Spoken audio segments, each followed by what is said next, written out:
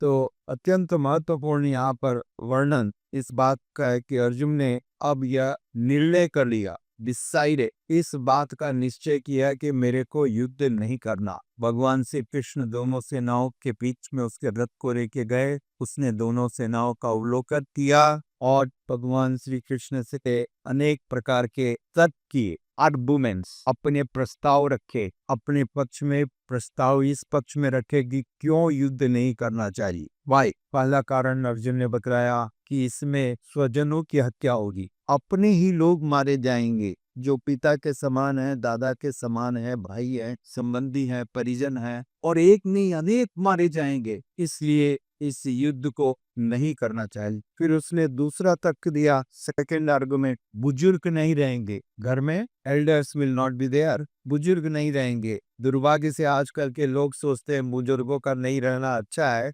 परंतु ये सबसे बड़ी दुर्गति है। क्यों? क्योंकि बुजुर्ग कुल की परंपराओं को स्थापित करते, वे जानते, उन्होंने अपने बुजुर्गों से सीखा और उन परंपराओं को आपके बच्चों को सिखाते। इसको कहते हैं संस्कार। इसको क्या कहते हैं? संस्कार। और संस्कार के अभाव में मनुष्य एक जानवर से ज्यादा नहीं माना गया।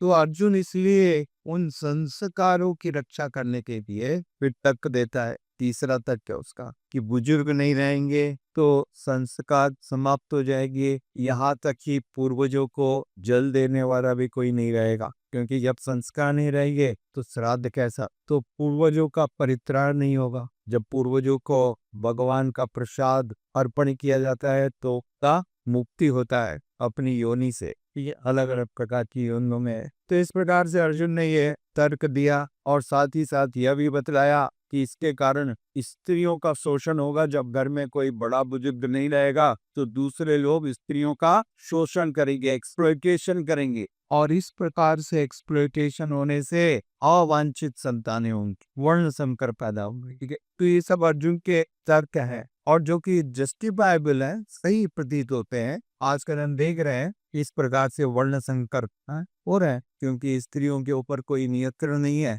और लोग उनका फायदा उठाते हैं। भारतवर्ष की परंपरा रही स्त्री को माँ की तरफ से देखने का। भारतवर्ष में स्त्री का एक बहुत बड़ा महत्व है। काली माता, दुर्गा माता, सरस्वती माता, सब माता की पूजा होती है, माता के हो। और पश्चिमी देशों में स्त्री को भोग का विषय का वस्तु समझा जाता है। यूज एंड थ्रो, क्या है? हाँ, यूज एंड, अब मन भर गया। वहां पर कोई रिस्पॉन्सिबिलिटी नाम का कोई सब्जेक्ट नहीं है। There is no responsibility, no family life. ठीक है, जब तक मेरे को आपसे अच्छा लग रहा है साथ में रहूंगा, उसके बाद में अपना रास्ता देखो। इसलिए आजकल विवाह का भी कोई प्रश्न नहीं उठता है। Live in, live in, live out. ठीक है, विदाउट डाउट। ठीक है, तो यह है पश्चिमी देशों का चलन। वहां पर संस्कृति नाम का कोई चीज ही नहीं है, क्योंकि पहले आपने समझ लिया बुजुर्ग है नहीं साथ, तो संस्कृति कौन करेगा? ठीक है, सब स्वच्छंद है, सब मुक्त है, जब जैसा जो चाहे करो। तो ये हम देख रहे हैं लोगों में कि लोग इस प्रकार से जी रहे हैं। तो अर्जुन ने इस बारे में भी भगवान श्री कृष्ण से तर्क किया। देखिए, इस प्रकार से परंपराएं समाप्त हो जाएंगी, स्त्रियों का शोषण होगा, अवांछित संतानें होंगी, समाज की कुल की मर्यादा नहीं रह जाएगी, और इतना सब हत्याएं करना मेरे एक राज्य के लिए, हमारे सुख के लिए क्या फायदा? इससे तो अच्छा है मैं जंगल में जा करके एक साधु के समान अकेले में जी लूं, सेक्लूशन, अकेले में, बिना किसी व्यक्ति से बातचीत किए हुए। ठीक है, मेरे को कष्ट होगा, परंतु ये कष्ट स्वीकार कर लेना ज्यादा श्रेयस्कर है। क्या ऐसी जगन्नाथ बुद्धदेव उद्रवा इच्छा, ये कष्ट स्वीकार कर लेना ज्यादा अच्छा है। लाखों लाखों बहुजन हिताय, शास्त्र का वचन क्या है? अधिक लोगों के सुख के लिए अपने सुख को त्याग कर लो, for the benefit of larger interest. ये अंतर है वक्त में और अवक्त में। राक्षसी वृत्ति क्या सोचती है? एक मेरी रक्षा होनी चाहिए, मेरा अधिक पूरा होना चाहिए, और उसको रक्षा करने के लिए भले ही संसार की हत्या की जाए तो कम है, कर दो। Even if you have to kill lakhs of people to protect my interest, उन लाख लोगों का क्या मतलब है?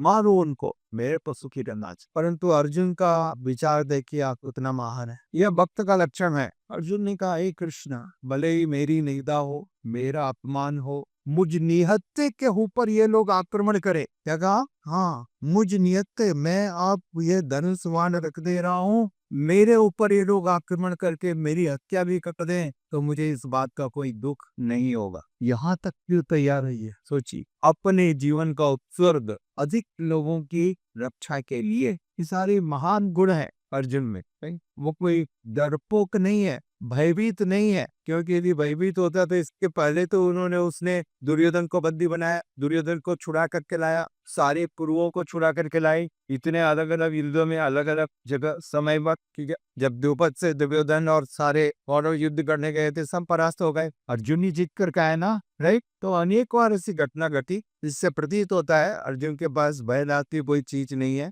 परंतु वो दुखी है। इतने सारे उन योद्धाओं के बारे में सोच रहा है, उनकी पत्नियों के बारे में, उनके बच्चों के बारे में और उनकी परंपरा के बारे में सोच करके चिंतित है, राइट। इस कंसर्न, यह है भक्त का लक्षण। एक राज्य के लिए इतने सारे प्रियजनों की हत्या निरर्थक दिखाई देती है केशव। अब मेरे को इस युद्ध के लिए आप मत कहो, मेरे पांव कांप रहे हैं, मेरी जुबान लड़खड़ा रही है, मेरी आंखों में अंधेरा छा रहा है और मेरे हाथ से मेरा गंडीव गिर जा रहा है, मैं अब इसको संभालने में सक्षम नहीं हूँ। ऐसा कहते हुए अर्जुन ने अपने गंडीव को और अपने तीरों को अलग रख दिया, तर्क को अलग रख दिया। हे अर्जुन, इस राज्य से क्या लाभ जब मेरे स्वजन ही नहीं रहेंगे, मेरे अपने लोग ही नहीं रहेंगे जिनके साथ मैं आनंद भोगता हूँ। आप अपने बहुत सक्सेसफुल हो जाओ, फिर क्या करोगे? परिवार के लोगों के साथ ही एंजॉय करोगे ना। तो जब परिवार का कोई रहेगा ही नहीं तो एंजॉय क्या किसके साथ करूंगा? और ये राज्य ऐसा प्रतीत होगा सभी के खून से लथपथ है। ये राज्य, जिस सिंहासन पे मैं बैठूंगा वह सबके पूंछ से लथपथ होगा। मैं कैसे इसको एंजॉय, मैं कैसे इसको सुख से देखूं? I can not. तो इतने सारे प्रमाण उसने प्रस्तुत किए भगवान श्री कृष्ण के सामने, और इन सब प्रमाणों के आधार पर उसने कहा, हे केशव, हे माधव, हे मधुसूदन, मैं नहीं समझता कि इस युद्ध का कोई प्रयोजन है। अच्छा है कि मैं वापस लौट जाऊं। और ऐसा करते हुए अर्जुन जो खड़े थे युद्ध भूमि में रथ के पर तीरों और बाण के साथ, वो तीर को तरकस को रख करके वहां पर आसन पर बैठ गए, इस बार की प्रतीक्षा में कि कृष्ण रथ को युद्ध भूमि से वापस लौटा करके ले चले। तो यह है पृष्ठभूमि पहले अध्याय की, और इसके बाद कल हम दूसरे अध्याय का चर्चा प्रारंभ करेंगे। किस प्रकार से भगवान श्री कृष्ण ने उनको निर्देश दिए, क्यों दिए, क्या दी। आप सबका स्वागत है इस चैनल पर। पहले के श्लोकों के बारे में और घटनाओं के बारे में आप पहले स्क्रॉल करके पढ़ सकते हो, सुन सकते हो, देख सकते हो। प्रतिदिन आपका स्वागत है इस चैनल पर, ये भगवद गीता की क्लासेस में। धन्यवाद। हरे कृष्णा। श्रील प्रभुपाद की जय।